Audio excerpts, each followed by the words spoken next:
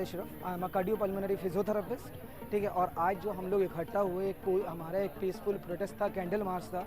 वो डॉक्टर मोमिता जो कि ऑन ड्यूटी डॉक्टर थी वेस्ट बंगाल के अंदर, उनका रेप होता है। रेप होने के बाद मर्डर होता है और ये एक इस तरह का गुनाह। और उसके बाद वहाँ के हॉस्पिटल्स का मैनेजमेंट उनकी माँ को फ़ोन करके ये बोलता है कि आपकी बेटी ने सुसाइड करा है। क्या इन्हें सुसाइड में और रेप में कोई फ़र्क नहीं दिख रहा? होने यहाँ आने का मकसद ये था कि गवर्नमेंट से सवाल हो एक तो कि आप लोग क्या कर रहे हैं, ये आपका फेलियर है, ये समाज खराब है। डॉक्टर नहीं थे या वहाँ सिक्योरिटी नहीं थी, उससे ज़्यादा ज़रूरी ये बात आपको पता चाहिए कि ये सरकार का फेलियर है। सेंट्रल गवर्नमेंट, हमारे माननीय प्रधानमंत्री जी कहते हैं कि वहाँ की जो चीफ मिनिस्टर है उनकी गलती है। अगर किसी घर में माँ गलती करती है, क्या उसका बाप उसे सुधारने नहीं आता है? क्या बाप ये कह के छोड़ देता है, कह रहे जाओ तुम्हारी माँ की गलती है? ये क्या कर रहे हैं? वो सिर्फ दूसरे पर डालना कोई सॉल्यूशन नहीं होता है।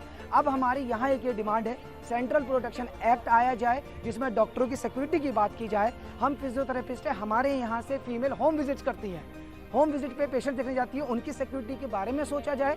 जो डॉक्टर्स ड्यूटी रूम दिया जाता है उसमें सेफ्टी दी जाए। क्यों पूरे डिपार्टमेंट को एक ही रूम दिया जाता है और फिर वहाँ इस तरह के इंसिडेंट्स होते हैं? उसमें किसी और का एक्सेस नहीं होना चाहिए, सिक्योरिटी प्रोवाइड हो पूरी। हमारी ये डिमांड है।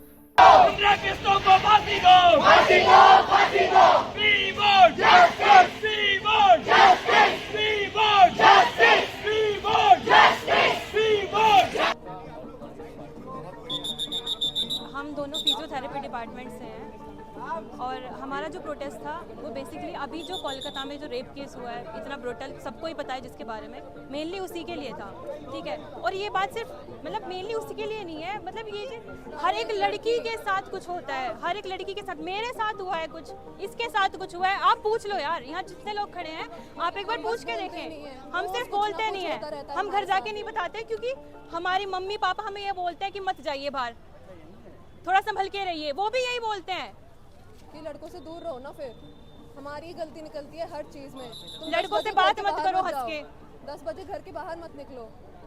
इस चीज के लिए बस था हमारा प्रोटेस्ट। और हम लड़के इकट्ठे हुए हैं ना कि बस वो आज के लिए तो एटलीस्ट नजरें उठाएं, तो उनके मन में ये आए कि तुम कहाँ से रहो। अगर वो एक लड़का भी नजरें झुका देगा ना किसी लड़की की तरफ को देखने से पहले, बस यही था यार, यही जीत है हमारी।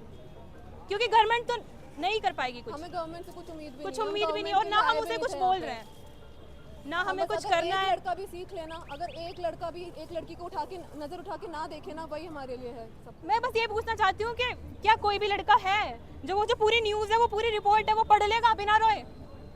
हमसे तो नहीं पढ़ा गया। प्रोटेक्शन एक्ट 2 साल पहले आना था, अभी तक क्यों नहीं आया है? अभी तक क्यों नहीं आया है? वो निर्भया 12 साल पहले हुआ था, वो भी एक फिजियोथेरेपी स्टूडेंट थी।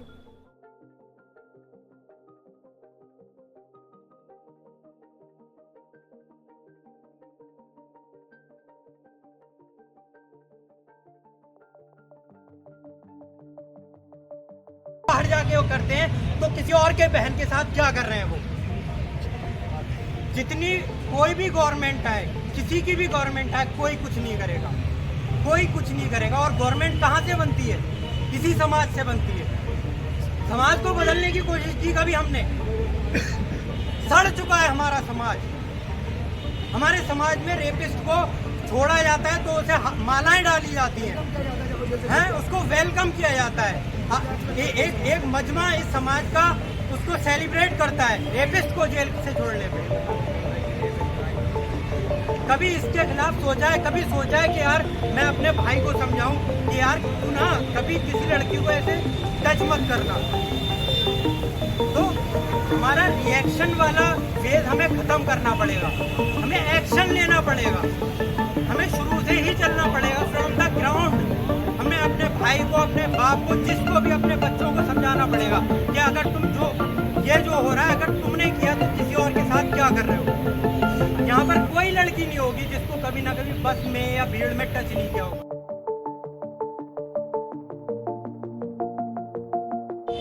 और आज जो हम लोग इकट्ठा हुए हैं, ये हम लोगों को बहुत दिनों तक कंटिन्यू करना पड़ेगा, क्योंकि अभी तक जो हमारा भाई बोले कि फास्ट ट्रैक